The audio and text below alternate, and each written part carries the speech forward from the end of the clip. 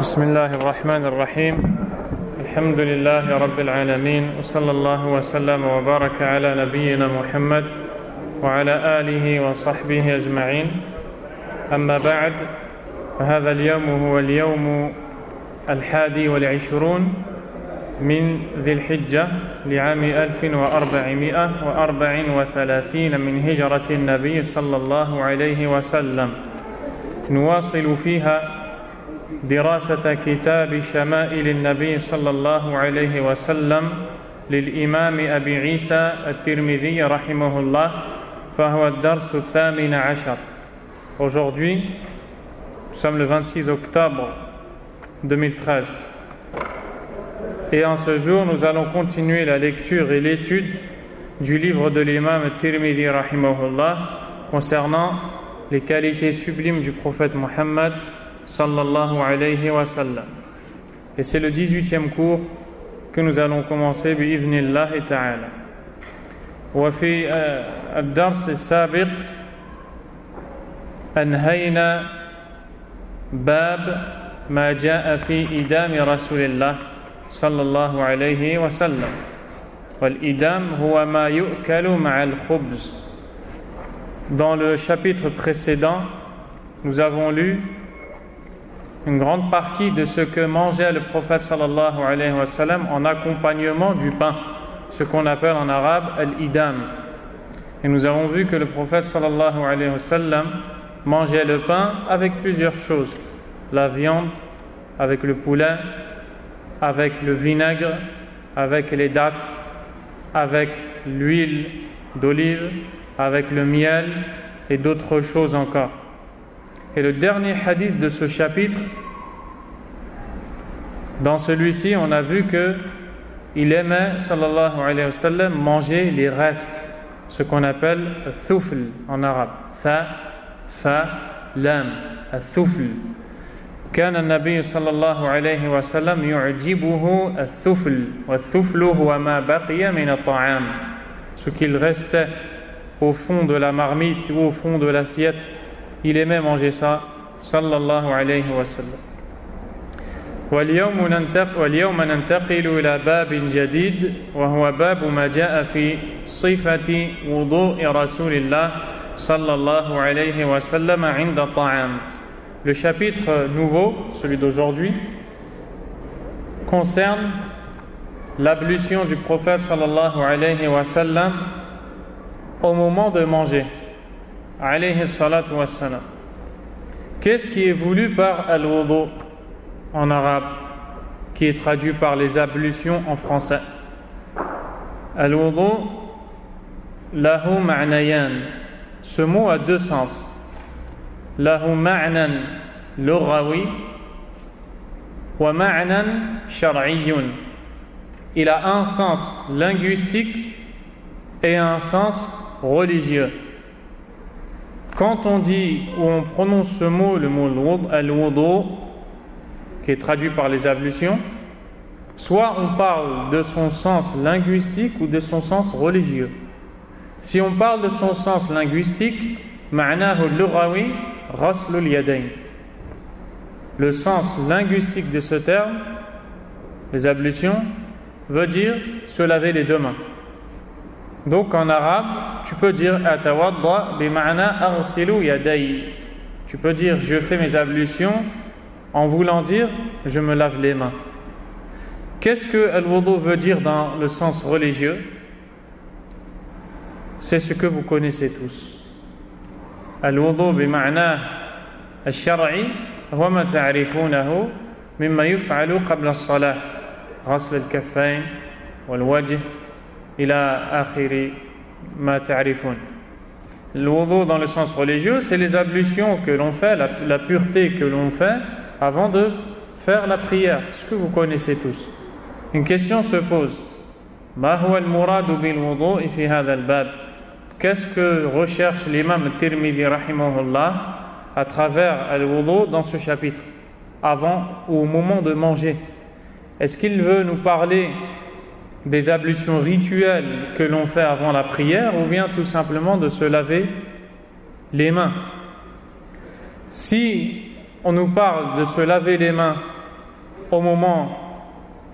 si on nous parle des ablutions rituelles au moment de manger, فَهَذَا غَيْرُ وَاجِبْ وَلَا مُسْتَحَبْ. Ceci n'est ni obligatoire et ni recommandé de faire les ablutions al-wudu al-shar'i, les ablutions rituelles, au moment de manger ou après manger. C'est une chose qui n'est pas demandée, ni de façon obligatoire, ni de façon recommandée.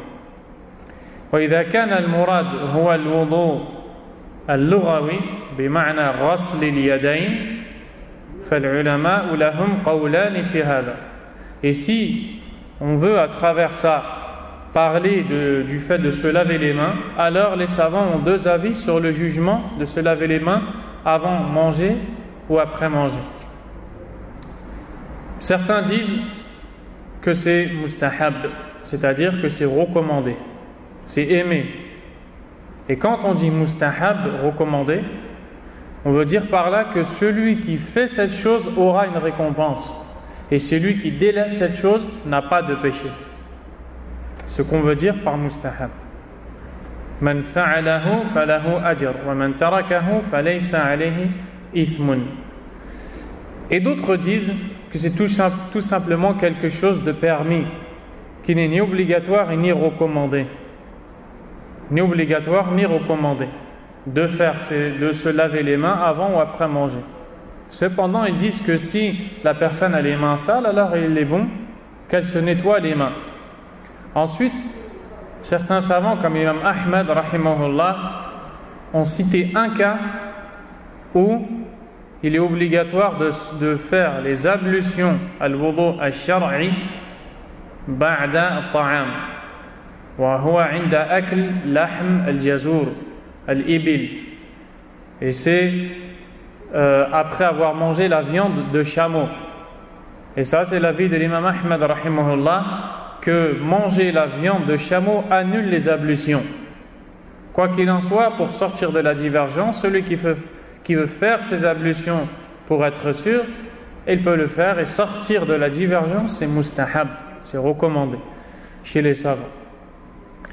Aussi, dans le cas où la personne est en état d'impureté majeure, إذا كان الإنسان جنبا فأراد أن ينام أو يأكل فحينئذ يتوضأ. Si la personne est en état d'impureté majeure et souhaite dormir ou manger en état d'impureté majeure, alors à ce moment-là, elle fait ses ablutions. Elle fait ses ablutions avant de dormir, car les ablutions lèvent un peu cette impureté. Pas totalement, mais elles lèvent un peu, et ça lui permettra de dormir dans cet état. Ou bien si la personne veut manger aussi, et qu'elle est en état d'impureté majeure. Quand je dis l'impureté majeure, c'est quand le liquide du sperme sort après désir, que ce soit après avoir fait les rapports avec son épouse, ou bien après avoir rêvé un rêve qui a provoqué l'écoulement du sperme. Dans ce cas-là, si la personne veut continuer à dormir, elle doit au moins faire les ablutions si elle ne fait pas les grandes ablutions. Et quand elle veut manger, c'est pareil. Elle fait ses ablutions. Maintenant, on va voir le premier hadith de ce chapitre. عن عبد الله بن عباس رضي الله عنهما أن رسول الله صلى الله عليه وسلم خرج من الخلاء فقرب إليه الطعام فقالوا ألا نأتيك بوضوء قال إنما أمرت بالوضوء إذا قمت إلى الصلاة. والمراد بالوضوء هو الماء المستعمل للوضوء، ففرق بين وضوء ووضوء. الوضوء هو الفعل، الوضوء هو الماء الذي تستعمله. Abdullah ibn Abbas radiyallahu anhuma nous dit que le prophète sallallahu alayhi wa sallam sortit du lieu où on accomplit ses besoins naturels et on lui apporta de la nourriture. Dès qu'il a accompli ses besoins sallallahu alayhi wa sallam et qu'il est sorti de cet endroit, on lui a apporté de la nourriture et on lui demanda: veux-tu qu'on t'apporte de l'eau pour les ablutions, et l'eau pour les ablutions est appelée en arabe wado. Vous connaissez tous le mot wudu, c'est les ablutions qu'on fait. Et il y a une différence entre le mot wudu que vous connaissez et wadu avec une fatha. Al-wadu, c'est le nom qu'on donne à l'eau qu'on utilise pour faire ces ablutions. Si tu mets de l'eau dans un récipient pour faire tes ablutions, on dira que ce qu'il y a dans ce verre s'appelle al-wadu. Et quand tu vas prendre cette eau et l'utiliser pour passer à l'acte, on dira que ce que tu es en train de faire s'appelle al-wudu. Et c'est pareil pour plusieurs mots. Par exemple, al-suhur et al-sahur, le repas que l'on prend avant le fajr, pendant Ramadan ou autre, est appelé suhur en arabe. Et le prophète sallallahu alayhi wa sallam nous a dit qu'il y a dans ce repas une bénédiction, une baraka. Tasahharu fa inna fi suhuri baraka. Prenez le repas du matin car il y a dans celui-ci une bénédiction. Si on dit suhur, on parlera de l'action de manger. Et si on dit sahur, on parlera de ce qu'on pose sur la table pour le manger. C'est pareil pour tahur et tuhur. Si on dit tuhur, on parle ici de la pureté, du fait de se purifier. Et si on dit tahur avec la fatha, on parlera alors de ceux qu'on utilise pour se purifier. Donc, les compagnons lui ont apporté à manger, sallallahu alayhi wa sallam, après l'accomplissement de ses besoins, et lui ont dit, donc c'est-à-dire après avoir mangé, est-ce que tu veux qu'on t'apporte de l'eau pour tes ablutions? Donc on comprend qu'ici on nous parle de l'wudu al-shar'i. On nous parle des ablutions religieuses, non pas de se laver les mains. Le prophète a dit, sallallahu alayhi wa sallam, innama umirtu bil wudu idha qumtu ila as-salah. C'est-à-dire l'ablution m'a été ordonnée lorsque je m'apprête à accomplir la prière. Et avec ce hadith, on apprend que la personne qui mange n'a pas l'obligation, après avoir mangé, ni même avant, d'accomplir ses ablutions al-wudu. وفي رواية قال صلى الله عليه وسلم أصلي فأتوضأ أي هل أصلي حتى أتوضأ لا أحتاج إلى أن أتوضأ. Dans l'autre version authentique de ce même hadith, le prophète sallallahu alayhi wa sallam a dit: vais-je prier pour faire mes ablutions? Quand on lui a apporté à manger et qu'il a mangé sallallahu alayhi wa sallam, puis on lui a dit: veux-tu que je t'apporte de l'eau pour tes ablutions? Il a dit alayhi salatu wa salam: est-ce que je vais prier pour faire mes ablutions? Ça veut dire je n'ai pas besoin de faire mes ablutions car je ne vais pas prier. Et nous allons passer au chapitre suivant, incha'Allah ta'ala, car le hadith qui est rapporté après a été jugé faible par l'imam al-Albani rahimahullah ta'ala. Et on a dit au début de ce livre qu'on allait lire les hadiths qui sont jugés authentiques par l'imam al-Albani rahimahullah. Babu ma ja'a fi qawli rasulillah sallallahu alayhi wa sallam qabla at-ta'am wa ba'dama yafraghu minhu. ماذا يقول عليه الصلاة والسلام إذا أكل قبل أن يأكل وماذا يقول صلى الله عليه وسلم بعد الأكل ما هو السنة ماذا ندعو الله به وماذا نذكر الله تبارك وتعالى به. Chapitre suivant va concerner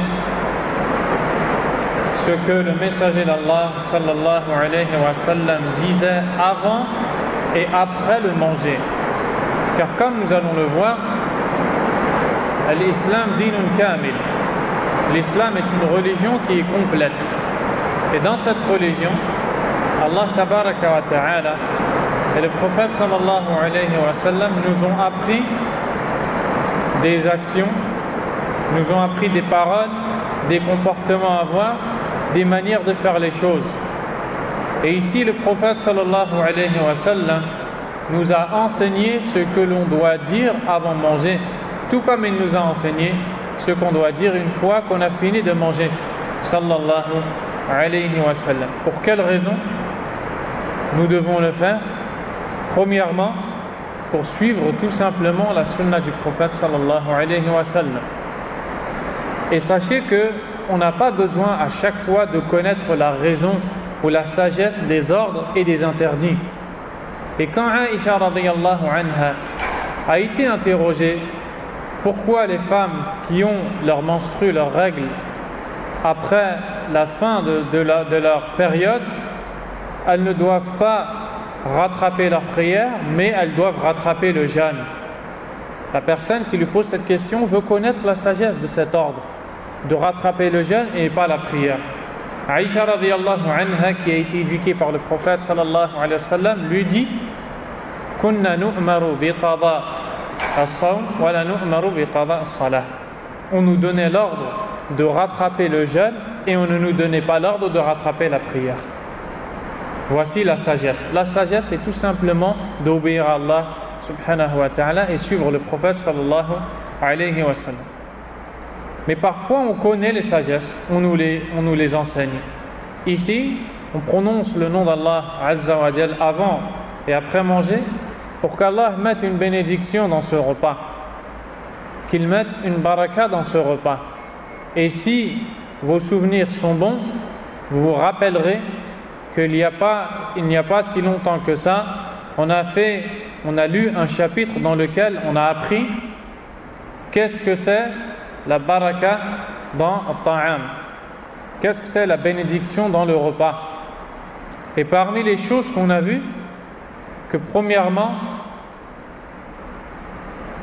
Allah azza wa jal va faire en sorte que ce repas va rassasier la personne qui a prononcé le nom d'Allah subhanahu wa ta'ala, par exemple. Même si elle mange peu, Allah va mettre une baraka, une bénédiction, et la personne va être rassasiée. Deuxièmement, Allah tabaraka wa ta'ala va protéger la personne du mal qui se trouve dans ce repas, des microbes ou des maladies qui peuvent se trouver dans ce repas, et d'autres choses encore. Donc ce chapitre va concerner ce qu'on doit dire avant et après manger. Et le premier hadith qui est jugé authentique par l'imam al-Albani rahimahullah est le hadith de Aïcha radiyallahu anha. قالت قال رسول الله صلى الله عليه وسلم إذا أكل أحدكم فنسي أن يذكر الله تعالى على طعامه فليقل بسم الله أوله وآخره. Aïcha radiyallahu anha nous dit que le prophète sallallahu alayhi wa sallam a dit: lorsque l'un de vous mange et oublie de citer le nom d'Allah subhanahu wa ta'ala sur sa nourriture, il oublie de dire Bismillah avant de manger. Donc ici, on va apprendre que même dans le cas où on a oublié de dire Bismillah, le nom d'Allah, avant de manger, eh bien, on doit quand même le prononcer au moment où on se rappelle. Aïcha radiyallahu anha donc, nous rapporte que le prophète alayhi salatu wassalam a dit qu'ils disent alors au nom d'Allah en premier et en dernier. Donc quand cette personne a oublié de prononcer le nom d'Allah subhanahu wa ta'ala pendant la prise du repas ou au début de la prise du repas, au moment où cette personne se rappelle de cet oubli, alors il lui est demandé de dire Bismillah au nom d'Allah en premier et en dernier, c'est-à-dire au début tout comme à la fin. C'est-à-dire, je prononce le nom d'Allah subhanahu wa ta'ala, que cela soit valable pour le début du repas dans lequel je n'ai pas prononcé le nom d'Allah subhanahu wa ta'ala, tout comme à la fin.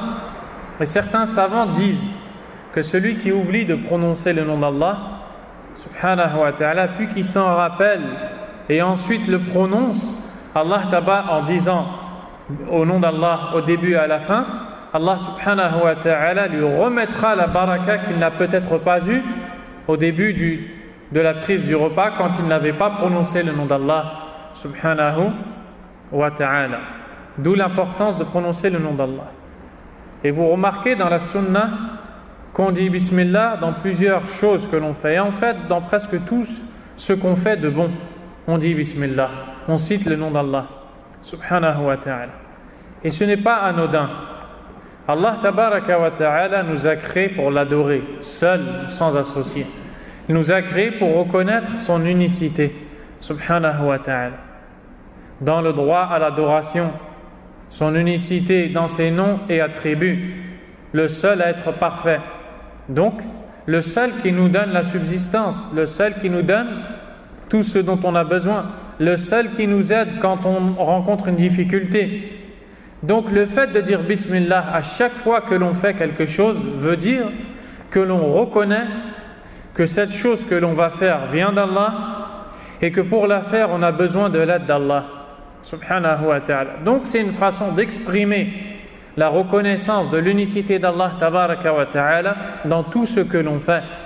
Et c'est pour ça que le prophète sallallahu alayhi wa sallam prononçait le nom d'Allah Bismillah dans tout ce qu'il faisait.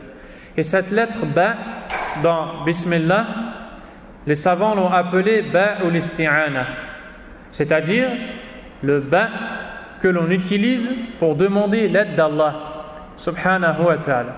Wa ma'nahu Bismillah ay asta'inu billah atlubu al-'awna min Allah azza wa jal. C'est-à-dire cette lettre veut dire je demande l'aide d'Allah azza wa jal. Par exemple, quand tu vas accomplir une mission qui est lourde, un travail qui est difficile, et tu vas porter une grosse responsabilité, tu dis Bismillah, ce qui voudra dire je demande l'aide d'Allah azza wa jal. Ensuite, en fonction de la chose que tu vas faire, cette aide va t'être donnée pour cette chose. Par exemple, si tu dis Bismillah avant de manger, cela veut dire que tu as dit Asta'inu billahi ala al-akl. Je demande l'aide d'Allah pour manger. Bismillah, asta'inu billah wa abda'u bismihi hadha al-akl. Je demande l'aide d'Allah en commençant ce repas. Et à chaque fois que tu fais quelque chose et que tu dis Bismillah, ça veut dire je demande l'aide d'Allah en prononçant son nom dans cette chose que je vais faire, que ce soit la prière, que ce soit le travail, le commerce et tout ce que tu vas faire en prononçant le nom d'Allah subhanahu wa ta'ala. Donc, tu ne peux pas te passer de l'aide d'Allah. C'est pourquoi même si tu as oublié de dire Bismillah, pendant que tu manges, tu dis Bismillah awwalahu wa akhirah. Et certains savants disent que quand la personne oublie de dire Bismillah, Ash-Shaytan vient et mange avec cette personne. Et cela est cité de manière globale dans un verset où Allah subhanahu wa ta'ala nous dit que Shaytan va s'associer aux enfants d'Adam dans tout ce qu'ils font, qu'il se mettra devant eux, derrière eux, à leur droite, à leur gauche, qu'il s'associera à eux même dans les enfants. Et les savants ont dit, c'est-à-dire quand il ne dira pas Bismillah, quand il va accomplir les rapports avec son épouse, le shaitan va participer à ces rapports avec son épouse. Wal'iyadhu billah. D'où l'importance de prononcer le nom d'Allah. Et ces savants disent que entre dans ce qu'on vient de dire, le fait de ne pas prononcer le nom d'Allah quand on mange. Ash-Shaytan mange avec la personne qui ne prononce pas le nom d'Allah. Puis quand la personne s'en rappelle et prononce le nom d'Allah, eh bien, certains savants disent que Ash-Shaytan vomit tout ce qu'il a mangé avec il vomit tout ce qu'il a mangé avec la personne qui n'a pas cité le nom d'Allah au début de la prise du repas. Wallahu a'lam. Le hadith suivant, عن عمر بن أبي سلمة أنه دخل على رسول الله صلى الله عليه وسلم وعنده طعام فقال أدنو يا بني. أدنو أي اقرب مني. الدنو هو القرب. داني أي قريب. أدنو يا بني فسم الله تعالى وكل بيمينك وكل مما يليك. Ce hadith qui nous est rapporté par Omar ibn Abi Salima, et Cheikh Al-Albani rahimahullah nous présente celui qui nous rapporte ce hadith. Il nous dit كان ربيب النبي صلى الله عليه وسلم من أم سلمة. C'était le fils de Salama qui était une des épouses du prophète sallallahu alayhi wa sallam. Et quand on se marie avec une femme qui a déjà un enfant, cet enfant, pour l'homme qui s'est marié avec sa femme, ce qui est dit en arabe le beau-fils, en français le beau-fils, en arabe ça s'appelle al-rabib, et pour la fille al-rabiba. Donc, ولد بالحبشة حين هاجر أبوه إليها. Il est né en Éthiopie quand son père avait émigré vers celle-ci. ومات بالمدينة سنة 83. Et il est mort en l'an 83. واسم أبيه عبد الله ibn Abd al-Asad. Et le nom de son père, Abdullah ibn Abd al-Asad. Ce compagnon nous dit qu'il entra chez le messager d'Allah sallallahu alayhi wa sallam alors qu'il avait auprès de lui de la nourriture. Il lui dit alors: approche-toi mon enfant, mentionne le nom d'Allah, mange avec ta main droite et mange ce qui est juste devant toi. Donc de ce hadith nous tirons plusieurs enseignements. Premièrement, قال له عليه الصلاة والسلام يا بني وهو ليس ابنه. Le prophète sallallahu alayhi wa sallam l'a appelé en lui disant: ô mon enfant, rapproche-toi, alors qu'il n'est pas son enfant. فيجوز أن تسمي ولدا يا بني ورجلا يا عمي كما هو معروف. On tire comme enseignement qu'il est permis à la personne de dire à un enfant: ô mon fils, même si cet enfant n'est pas son fils. Et aussi il est permis à la personne de dire à une personne qui est âgée, ammi, et cette chose est connue, de l'appeler comme si que c'était ton oncle alors qu'il n'est pas ton oncle. Et dedans, dans cette parole, il y a une formule de politesse et un respect pour la personne avec qui tu t'adresses ou à qui tu t'adresses.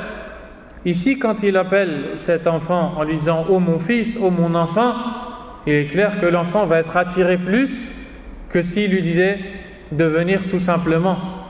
Donc ça fait partie de la sunna du prophète sallallahu alayhi wa sallam d'être doux. Deuxièmement, le prophète alayhi salatu wa sallam lui dit: fasammillaha ta'ala. Il lui dit: rapproche-toi, c'est-à-dire associe-toi à nous pour manger.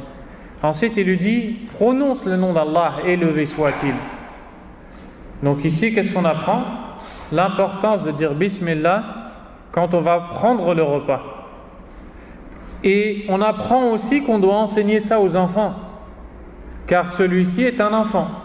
Et le prophète sallallahu alayhi wa sallam veut enseigner aux enfants les bonnes paroles à prononcer, les bons comportements à avoir. C'est pour ça que dans un autre hadith, il a dit à Abdullah ibn Abbas: Ya ghulam, inni u'allimuka kalimat fahfadha. Ô jeune enfant, je vais t'enseigner des mots, retiens-les.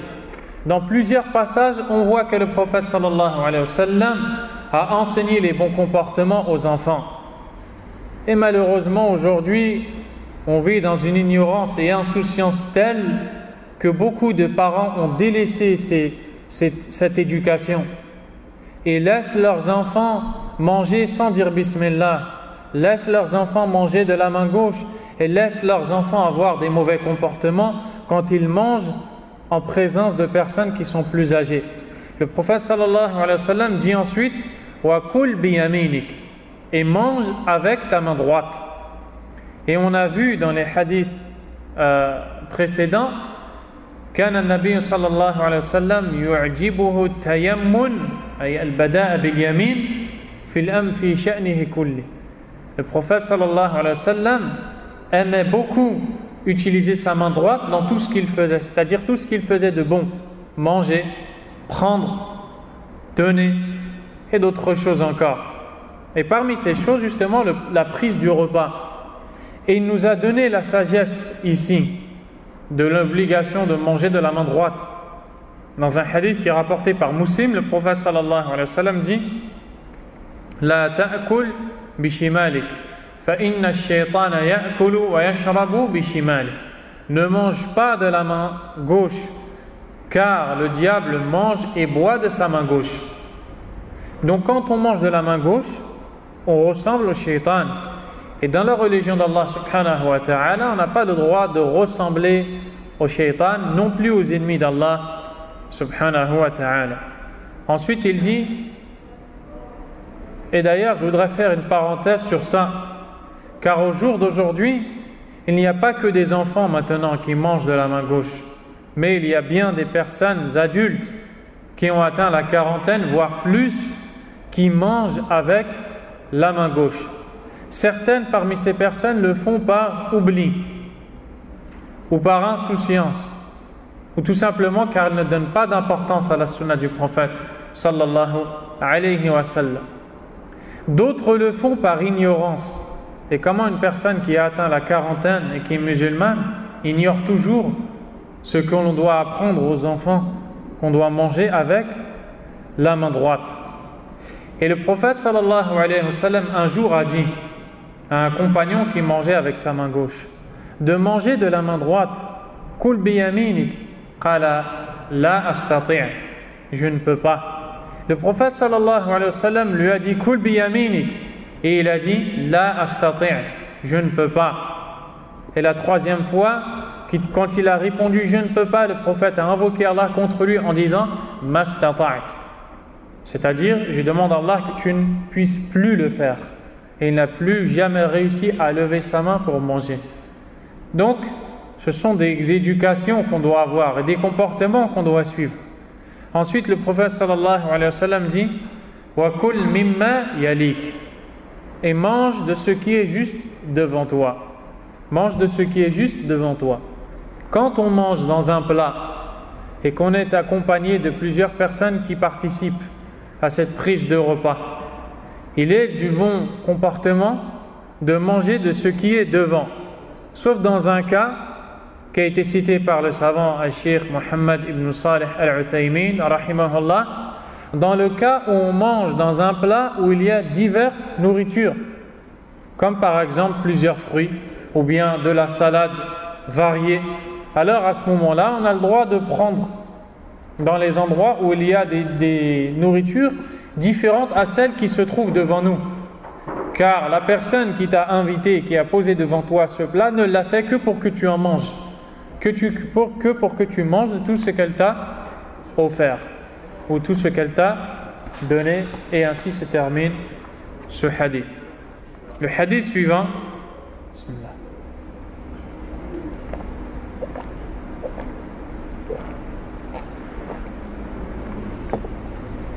عن أبي أمامة رضي الله عنه قال كان رسول الله صلى الله عليه وسلم إذا رفعت المائدة من بين يديه يقول الحمد لله حمدا كثيرا طيبا مباركا فيه غير مودع ولا مستغنى عنه ربنا. Et c'est une invocation que disait le prophète sallallahu alayhi wa sallam après manger, qui est de la plus haute ou de la plus grande importance. Lorsqu'on levait devant le messager d'Allah sallallahu alayhi wa sallam ce qui servait de support au repas, il prononçait ces mots. Avant d'entrer dans le hadith, le mot ma'ida dans la langue arabe, beaucoup de gens pensent qu'il signifie une table. Et cela est faux.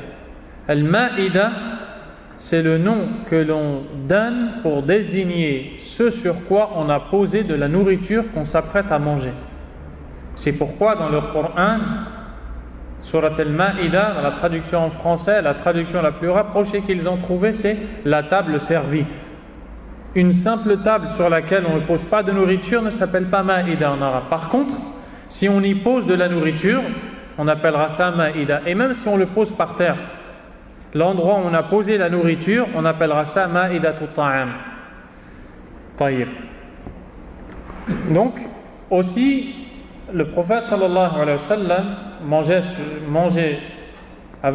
sur le ma'ida, et quand on lui levait, c'est-à-dire après avoir mangé, c'est-à-dire que quand il finissait le repas, on ne laissait pas le repas devant lui s'il y avait des restes ou même les assiettes, mais on débarrassait immédiatement. Et Cheikh Abdul Razak Al-Abbad hafidhahullah dit que donc quand on a fini de manger, on doit débarrasser directement et ne pas laisser sur la table, car quand le prophète sallallahu alayhi wa sallam finissait de manger, on débarrassait. Quand on débarrassait, il se mettait à dire. Et donc c'était tout de suite après manger. Il se mettait à dire Alhamdulillahi hamdan kathiran tayyiban mubarakan fi. C'est-à-dire, la louange est à Allah, abondante, bénie et belle. Ici, les traductions, elles ne sont que rapprochées, car ces mots ont un énorme sens en vérité. Alhamdulillah, c'est le fait de montrer sa reconnaissance envers Allah, subhanahu wa ta'ala, en le louant, en proclamant qu'il est le seul à mériter la louange, subhanahu wa ta'ala. Et Allah tabaraka wa ta'ala est loué pour deux choses. On loue Allah pour deux choses. Et à chaque fois qu'on le loue, la raison pour laquelle on le loue ne sortira pas d'une de ces deux choses. Yuhmadullahu azza wa jal ala ihsanihi wa yuhmadu azza wa jal ala asma'ihi wa sifatihi. On le loue soit pour la bienfaisance dont il fait preuve à l'égard de ses serviteurs quand il nous donne la nourriture, donc ici c'est ce dont on parle, quand il nous donne la santé, quand il nous donne tous les bienfaits. Deuxièmement, on loue Allah Azza wa Jal pour la perfection de ses noms et attributs, subhanahu wa ta'ala. Et à chaque fois que tu loues Allah Azza wa Jal, tu verras que tu le loues pour une de ces deux choses. Et si tu médites le Coran, à chaque fois qu'Allah se loue lui-même, mais regarde la raison pour laquelle il se loue, tu verras que c'est une de ces deux choses. Soit pour un bienfait qu'il a accordé à ses serviteurs, par exemple la révélation du Coran. Allah Azza wa Jalla a dit Alhamdulillahi alladhi anzala ala abdihi al-kitaba wa lam yaj'al lahu 'iwaja. Loué soit Allah, celui qui a fait descendre sur son serviteur le livre dans lequel il n'y a pas de tortuosité, de contradiction, de choses mauvaises, etc. Donc, quand il a révélé sur son serviteur et fait descendre sur lui le livre, il s'est loué. Et nous a montré que par ce bienfait, qui est la révélation, il mérite qu'on le loue. Et des fois, Allah Azza wa Jal se loue pour la perfection de ses noms et attributs, subhanahu wa ta'ala. Alhamdulillah alladhi khalaqa as-samawati wal ard wa ja'ala adh-dhulumati wan nur. Loué soit Allah qui a créé les cieux et la terre. Parmi les attributs d'Allah, la création. Wa ja'ala ay khalaqa adh-dhulumati wan nur. Et il a créé les ténèbres et la lumière. Donc cela nous montre la perfection d'Allah dans ce qu'il fait, dans ses attributs. Et voilà pourquoi on loue Allah. Ici, Allah est loué pour un bienfait. Et on dit Alhamdulillah, loué soit Allah, la louange est à Allah. Et il ne s'arrête pas là. Il dit Hamdan kathiran. Cette louange est multipliée. Et les savants appellent ça al-dhikr al-mudha'af, c'est-à-dire l'évocation multipliée. Dans la sunna du prophète sallallahu alayhi wa sallam, nous avons des invocations et des formules qu'on prononce dont la récompense est multipliée. Et le prophète sallallahu alayhi wa sallam ici le fait. Dans d'autres moments de sa vie, il le fait. Par exemple, quand il dit Subhanallahi wa bihamdihi adada khalqihi wa rida nafsihi wa zinata arshihi wa midada kalimatihi, parole qu'on répète 3 fois le matin et 3 fois le soir, et dans laquelle on proclame la louange à Allah Azza wa Jal et sa pureté au nombre de ses créatures. Au nombre de ses créatures. Et seul Allah sait, seul Allah connaît le nombre de ses créatures. Donc ça, c'est une phrase qu'on prononce mais qui est multipliée. C'est comme si on la disait plusieurs fois. C'est la même chose ici. Et quand un compagnon un jour a dit Alhamdulillahi kathira, loué soit Allah abondamment, l'ange qui est chargé de l'écrire n'a pas su comment l'écrire. Et il est monté à Allah subhanahu wa ta'ala. Il lui a demandé comment écrire cette parole. tellement elle est immense. Et Allah subhanahu wa ta'ala lui a dit de l'écrire comme il l'a entendu. Azza wa Jal. Alhamdulillahi hamdan kathiran tayyiban mubarakan fi. Bonne et bénie. La louange à Allah Azza wa Jal ne peut être que bonne et bénie. Donc on voit que c'est un acte qui est mubarak, dans lequel il y a une baraka d'Allah subhanahu wa ta'ala. Et quand on dit bonne, car on ne loue Allah subhanahu wa ta'ala que par ce par quoi il s'est loué. Et c'est ça la bonne louange. Car certains parmi les gens de l'innovation et de l'égarement qui ont des mauvaises croyances ont voulu louer Allah Azza wa Jal en lui attribuant des attributs qu'il n'avait pas, tabaraka wa ta'ala, ou en lui enlevant des attributs qu'il a, Azza wa Jal.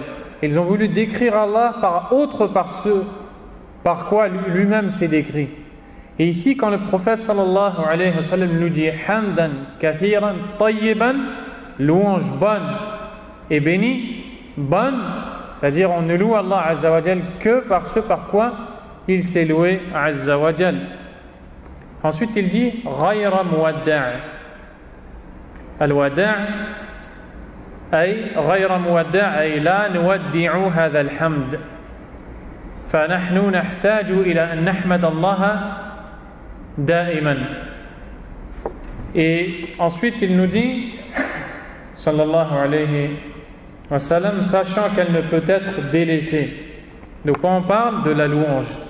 Al-muwadda' en arabe, al-muwadda' c'est celui à qui on a fait ses adieux. Al-wada' c'est le fait de faire ses adieux, donc de délaisser. Quand on s'en va, on quitte cette personne ou cette chose. La louange d'Allah Azza wa Jal est une chose qu'on ne peut délaisser, est une chose à laquelle on ne peut souhaiter à Dieu. C'est-à-dire, tout simplement qu'on a besoin constamment de louer Allah subhanahu wa ta'ala. وَلَا مُسْتَغْنًا عَنْهُ رَبُّنَا. Et enfin, et qu'on ne peut se passer de notre Seigneur subhanahu wa ta'ala. Certains ont dit wala mustaghnan an ay la nastaghni an hamdillah. On ne peut se passer de louer Allah. D'autres ont dit on ne peut se louer de notre Seigneur. Et d'autres ont dit wala mustaghnan anhu ay la nastaghni anil hamd rabbuna ay anta rabbuna. On ne peut se passer de la louange. Tu es notre Seigneur, ala kulli hal, tous ces sens sont corrects. Tout ce qui vient d'être dit est correct. Le hadith suivant, عن عائشة رضي الله عنها قالت كان النبي صلى الله عليه وسلم يأكل الطعام في 6 من أصحابه فجاء أعربي فأكل بلقمتين قال رسول الله صلى الله عليه وسلم لو سمى لكفاكم. Donc, ce hadith est rapporté par Aïcha radiyallahu anha. Elle nous dit, le prophète sallallahu alayhi wa sallam mangeait un repas avec 6 de ses compagnons lorsque vint un bédouin qu'il l'ingéra en 2 bouchées. L'envoyé d'Allah sallallahu alayhi wa sallam dit alors, s'il avait mentionné le nom d'Allah en mangeant ce qu'il y avait comme nourriture, vous aurait suffi.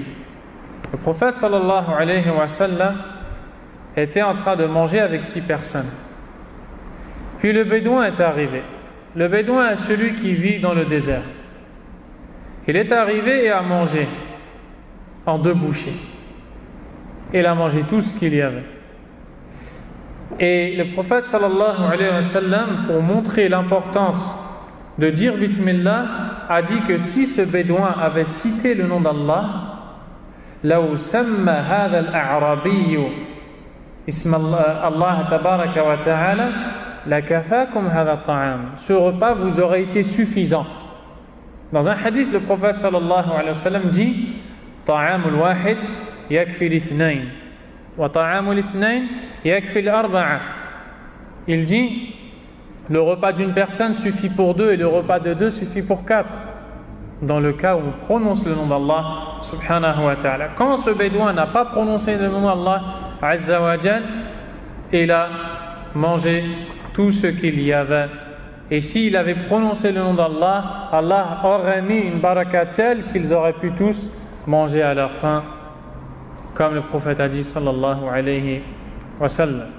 Et enfin, le dernier hadith de ce chapitre, عن أنس بن مالك رضي الله عنه قال قال رسول الله صلى الله عليه وسلم إن الله لا يرضى عن العبد أن يأكل الأكلة فيحمده عليها أو يشرب الشربة فيحمده عليها.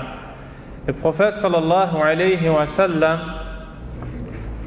nous dit dans le hadith rapporté par Anas ibn Malik, il nous dit: Allah est satisfait de son serviteur lorsqu'il mange ou boit et le loue pour cela. Et ici on voit que l'imam Tirmidhi rahimahullah en a fait le dernier chapitre, le dernier hadith de ce chapitre qui concerne ce que dit le prophète sallallahu alayhi wa sallam avant ou après manger. Pourquoi l'imam Tirmidhi rahimahullah a cité ce hadith en dernier? Pour montrer le but recherché, la finalité à travers le fait de citer le nom d'Allah quand on mange. Quel est le but de rechercher? La satisfaction d'Allah subhanahu wa ta'ala. Donc quand il a cité ce hadith en dernier, c'est comme si il nous enseignait que le résultat, la finalité qu'on va obtenir en citant le nom d'Allah en mangeant, c'est la satisfaction d'Allah azza wa jal. Le prophète nous dit que quand le serviteur mange ou boit et qu'après manger il loue Allah, Allah est satisfait de lui. Comment Allah peut-il être satisfait de lui alors qu'il n'a prononcé qu'une parole? La réponse, c'est qu'à travers cette parole, il y a la concrétisation du but de notre existence, le tawhid, l'unicité d'Allah subhanahu wa ta'ala. Et c'est pourquoi Allah est satisfait de lui, car ce serviteur s'est rappelé qu'il a mangé que par la grâce d'Allah, avec l'aide d'Allah, et qu'il a mangé une chose qu'Allah lui a donnée. Donc il a rattaché tous les bienfaits à Allah azza wa jal. Donc il a proclamé l'unicité d'Allah dans les bienfaits qu'il donne à ses serviteurs. Alors Allah a été satisfait de lui. Et une personne ne peut satisfaire Allah avec meilleur que l'adorer seul et sans associé. Et c'est pourquoi on le retrouve dans les invocations du prophète sallallahu alayhi wa sallam. Souvent, même tout le temps, dans ces invocations, on ne retrouve que du tawhid, que de l'unicité d'Allah subhanahu wa ta'ala. Et ainsi le chapitre est terminé. Nous passons au suivant. Babu ma ja'a fi qadahi rasulillah sallallahu alayhi wa sallam. Al-qadah jam'uhu aqdah kasabab wa asbab. والقدح هو الإناء الذي يشرب فيه الماء وغيره كالكأس. Donc, chapitre concernant le gobelet du prophète sallallahu alayhi wa sallam, qui est appelé en arabe al-qadah et qui a pour pluriel aqdah, comme le mot sabab, asbab. Et quand on dit qadah, nous parlons ici du récipient qui est utilisé par le prophète sallallahu alayhi wa sallam pour boire, comme celui que vous voyez devant vous, qu'on peut appeler qadah. Donc, nous allons voir un peu la description de celui-ci. Le premier hadith, عن ثابت رضي الله لا نعم عن ثابت قال أخرج إلينا ثابت هو تابعي أخرج إلينا أنس بن مالك قدح خشب غليظا مضببا بحديد فقال يا ثابت هذا قدح رسول الله صلى الله عليه وسلم. Thabit al-Bannani, c'est un tabi'i, dit Anas ibn Malik radiyallahu anhu sortit pour nous un gobelet épais en bois renforcé par du fer. Qadaha khashab, al-khashab c'est du bois, ghalid Ghalid, ça veut dire épais. Mudabbab bihadid, c'est-à-dire renforcé par du fer. C'est-à-dire qu'il y avait le gobelet et autour de celui-ci, il y avait du fer, car le gobelet était en bois. Et pour qu'il soit solide, on l'avait entouré de fer. Et certains des gobelets qui sont en bois sont entourés au-dessus d'une bande, on va dire, de fer, et pareil en dessous. Donc c'est ce qu'a sorti Anas ibn Malik, radiyallahu anhu. Puis il a dit: ceci est le gobelet du messager d'Allah, sallallahu alayhi wa sallam. Donc, on voit que le prophète, alayhi salatu wa sallam, buvait dans un gobelet en bois, entouré de fer, et que celui qui a gardé ce gobelet après lui, c'est Anas ibn Malik. Et qui peut me dire pourquoi? Non. Comme on le dit et on le répète, Anas ibn Malik a été le servant du prophète sallallahu alayhi wa sallam, et non pas le serviteur, ou mieux dire servant du prophète sallallahu alayhi wa sallam, pendant 10 ans. Donc il a vécu proche de lui pendant ces 10 longues années, et il a pu voir beaucoup de choses et prendre beaucoup d'informations du prophète sallallahu alayhi wa sallam. Hadith suivant. عن أنس بن مالك رضي الله عنه قال: لقد سقيت رسول الله صلى الله عليه وسلم بهذا القدح الشراب كله الماء والنبيذ والعسل واللبن. Hadith suivant, Anas ibn Malik toujours nous dit: j'ai servi dans ce gobelet à l'envoyé d'Allah sallallahu alayhi wa sallam toutes les boissons, l'eau, le nabid, le miel et le lait. C'est-à-dire que le prophète sallallahu alayhi wa sallam buvait dans ce gobelet toutes sortes de boissons, et parmi celles-ci, celles qui nous ont été citées ici. Qu'est-ce que le nabid? Nabid, c'est ce qu'utilisaient autrefois les Arabes. C'est encore fait aujourd'hui, même si c'est fait peu ou rarement. Ils mettaient la veille ou la nuit dans l'eau des dattes, et ils laissaient les dattes se mélanger et se diluer avec l'eau. Ils mettaient des dattes fraîches ou autres dans cette eau, ils les laissaient. Et le lendemain, ils buvaient cette boisson qu'on va appeler maintenant nabid. Et on peut le faire avec d'autres aliments comme le raisin et autres. Et au jour d'aujourd'hui, on ne le fait plus. Et au jour d'aujourd'hui, l'équivalent de cette chose, c'est le sirop que vous connaissez tous. Et cela fait partie des bienfaits d'Allah pour nous. Car autrefois, il ne pouvait le faire, le sirop. Et aussi, il faisait le nabid comme cela, car il n'avait rien pour conserver au frais. Pour conserver au frais ce jus. Donc il le faisait le soir et le buvait le lendemain. Alors qu'au jour d'aujourd'hui, on a les sirops et on a les réfrigérateurs, et on se doit d'être reconnaissant envers Allah subhanahu wa ta'ala pour ses nombreux bienfaits. Et ainsi se termine ce chapitre concernant le gobelet du prophète Muhammad sallallahu alayhi wa sallam. Chapitre suivant. Babu ma ja'a fi fakihati rasulillah sallallahu alayhi wa sallam. Wal fakiha ma ya'kuluhu al-insan mimma huwa hulu at-ta'am yataladhdhu bihi. Chapitre concernant les fruits du messager d'Allah sallallahu alayhi wa sallam. À la base, les fruits, c'est ce que l'on mange de sucré. Souvent, on le mange après le repas, même si on peut le manger avant. Souvent, on le mange après le repas. Quels sont les fruits qu'il mangeait sallallahu alayhi wa sallam? Premier hadith, عن عبد الله بن جعفر رضي الله عنه قال: كان النبي صلى الله عليه وسلم يأكل القثاء بالرطب. Le prophète sallallahu alayhi wa sallam mangeait le concombre avec des dattes mûres. Et ici, on va voir comment il mangeait, sallallahu alayhi wa sallam. Le concombre, vous le connaissez tous. Vous le connaissez tous. Il mangeait ça accompagné de ce qu'on appelle en arabe ar-rotab. La date en arabe a plusieurs noms en fonction de son état. Quand elle commence à mûrir, quand elle est complètement mûre et quand elle est, on va dire, quand elle est, on peut dire quand elle est sèche.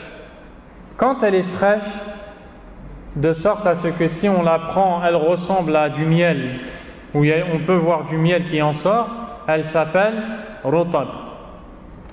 Rotab. Ça, c'est le premier état. Le deuxième état, c'est quand elle devient mûre, normale. On l'appellera tamr. Et quand elle a terni et son goût a changé, on appellera daqla. D'où le nom des dates qui sont connues d'Aglat Nour, qui poussent en Algérie, en Tunisie. Et donc, ici, le prophète sallallahu alayhi wa sallam mangeait rotab, les dattes fraîches, les dattes qui étaient encore humides, accompagnées du concombre. Pourquoi? Car le concombre à la base est un aliment qui est frais. Et la rotab est un aliment qui est plus chaud que frais. Et le prophète sallallahu alayhi wa sallam se servait du concombre pour rafraîchir la chaleur de rotab. Et se servait du rotab pour réchauffer la fraîcheur du concombre. Et le Cheikh Abdul Razak Al-Abbad Hafidhahullah, qui explique ce livre, le jour où il est venu pour enseigner ce livre-là et qu'il est arrivé à ce chapitre-là, à la lecture de ce hadith-là, avant de commencer le dars, son élève lui a apporté des concombres avec des dattes fraîches. Et pourquoi? Parce qu'il avait révisé les hadiths qu'il allait lire avant sur le shirk devant tout le monde à la mosquée du prophète sallallahu alayhi wa sallam. Alors il s'est dit qu'il allait faire plaisir à son shirk et qu'il allait lui apporter cette chose-là que le prophète aimait manger. Seulement lui, il a pris les concombres et les dattes et les a mis dans du pain, comme un sandwich. Et là il a fait erreur, car ce n'est pas comme ça qu'on le mange, mais le cheikh a dit qu'on le mange en prenant un peu de concombre et en mangeant tout de suite après des dattes, etc. Donc voilà la première chose que le prophète sallallahu alayhi wa sallam mangeait comme fruit. Deuxièmement, hadith Aïcha radiyallahu anha, أن النبي صلى الله عليه وسلم كان يأكل البطيخ بالرطب. Maintenant, on a une deuxième information de Aïcha qui nous dit radiyallahu anha, le messager d'Allah sallallahu alayhi wa sallam mangeait le melon avec des dattes mûres. Rotab. En fait, le rotab, ce ne sont pas les dattes mûres. Le rotab, ce sont plutôt, on traduirait ça plutôt par les dattes fraîches. Les mûres, c'est un tamr. Et il mangeait le melon, ce qu'on appelle en arabe al-bittir. Naam. Ah, là, al-bittir, c'est le melon. Le mot bittir, c'est le melon. Et c'est particulièrement le melon vert. Car en arabe, le melon vert a un nom et le melon jaune en a un autre. Le melon vert a le nom de bittir et le melon jaune a le nom que vous allez voir dans le hadith qui vient tout de suite après. Le prophète sallallahu alayhi wa sallam mangeait ar-rotab, les dattes fraîches, accompagné du melon pour la même raison pour laquelle il mangeait le concombre et les dattes fraîches, pour mélanger ce qu'il y a de frais avec ce qu'il y a de moins frais, afin que ça devienne de juste milieu dans la température. Le hadith suivant rapporté par Anas ibn Malik radiyallahu anhu قال رأيت رسول الله صلى الله عليه وسلم يجمع بين الخربز والرطب والخربز هو الأصفر. Il dit, il dit: j'ai vu le messager d'Allah sallallahu alayhi wa sallam manger ensemble du melon jaune et des dattes fraîches. Donc maintenant on a appris que le melon, en fonction de sa couleur, a deux noms: al-bitir, qui est le melon vert, al-khirbiz, qui est le melon jaune. Et tous deux étaient mangés par le prophète sallallahu alayhi wa sallam en accompagnement des dattes fraîches. Et on va s'arrêter ici, incha'Allah. Donc le dernier hadith qu'on a lu concernait ce que mangeait le prophète sallallahu alayhi wa sallam avec les rutab, les dattes fraîches, qui étaient les melons, les concombres, des fois les melons verts et d'autres fois le melon jaune. Wallahu a'lam, wa sallallahu wa sallam wa baraka ala nabiyyina Muhammad wa ala alihi wa ashabihi ajma'in. سبحانك اللهم وبحمدك أشهد أن لا إله إلا أنت أستغفرك وأتوب إليك. بارك الله فيكم.